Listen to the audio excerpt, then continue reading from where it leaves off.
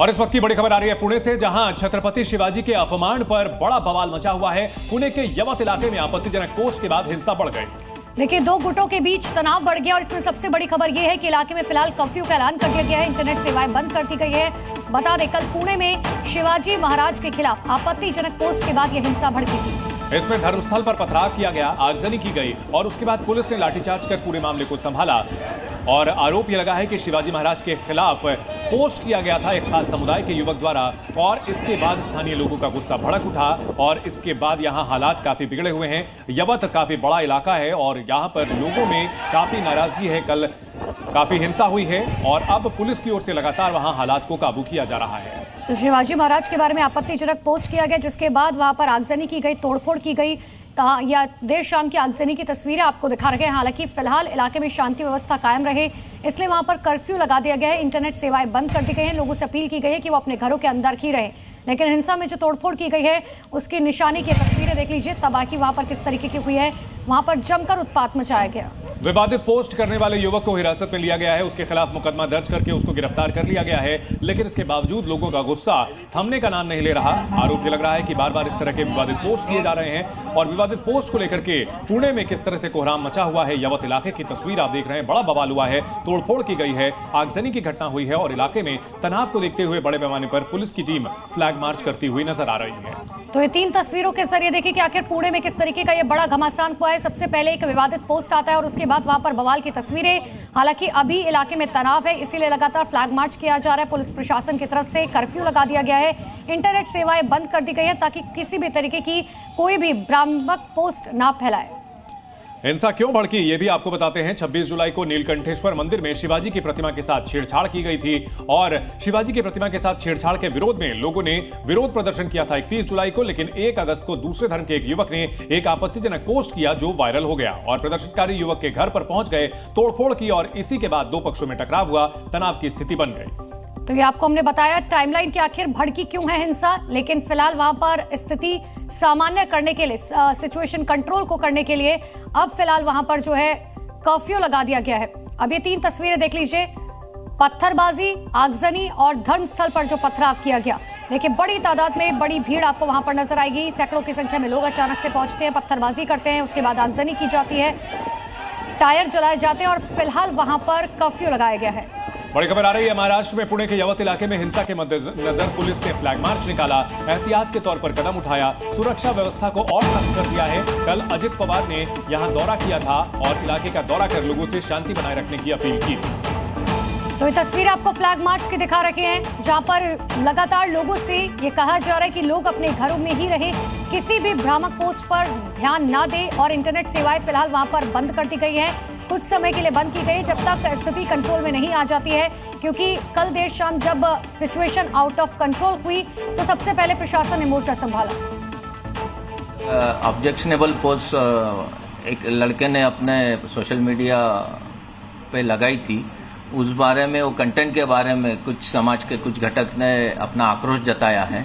उसके बाद अचानक कुछ मॉब इकट्ठा हुआ और उन्होंने इसमें गांव में प्रोटेस्ट किया है, यवत टाउन में। पुलिस ने तुरंत उस दिन भी गुनाह रजिस्टर किया था और उसमें स्थानिक यवत के जो पब्लिक है और जो मदद करने वाले लोग हैं, यहाँ कानून और व्यवस्था शांत ही थी।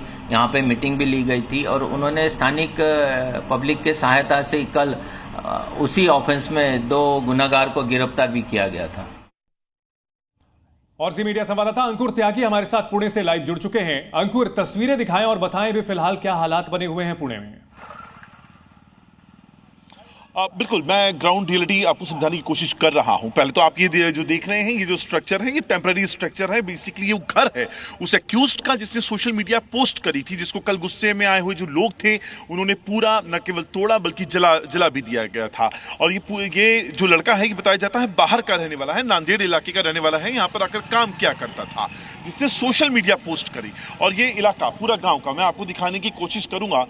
जो गाँव का इस वक्त जो माहौल है वो आप यहाँ पर देख सकते हैं। मैं अपने कैमरामैन से कहूँगा एक बार आपको पूरा ये देखेंगे, दुकानें पूरी की पूरी यहाँ पर बंद रखी गई हैं।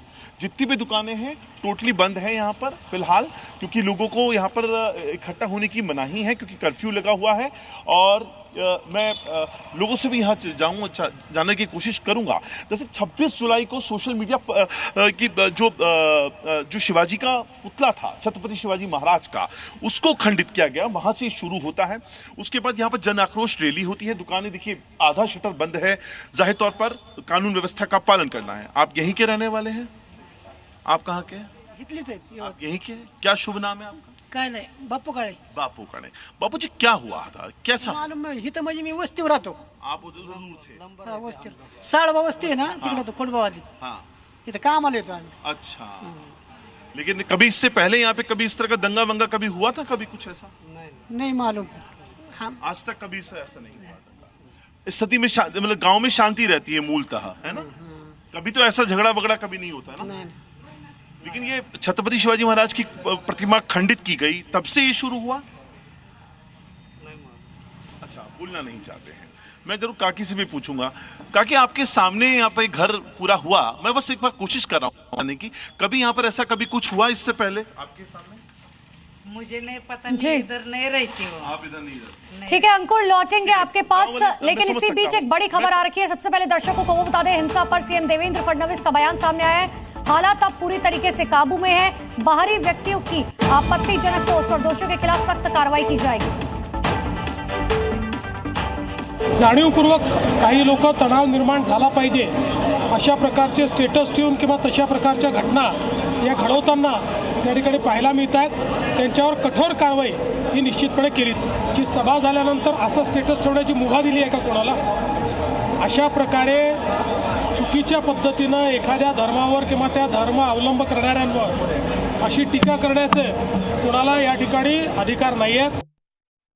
जाणीवपूर्वक तो सीएम की ओर से कहा जा रहा है कि हालात पूरी तरह अब नियंत्रण में हैं और कुछ लोग यहां हालात बिगाड़ने की कोशिश कर रहे हैं। पुणे के यवत इलाके में शिवाजी महाराज की प्रतिमा के अपमान को लेकर के पहले से तनाव पसरा हुआ था और इन सब के बीच एक युवक ने जिस तरह से वहां पर आपत्तिजनक पोस्ट की, उसके बाद स्थानीय लोगों का गुस्सा भड़क उठा और यवत यहां हिंसा की आग में जल उठा। Zee News.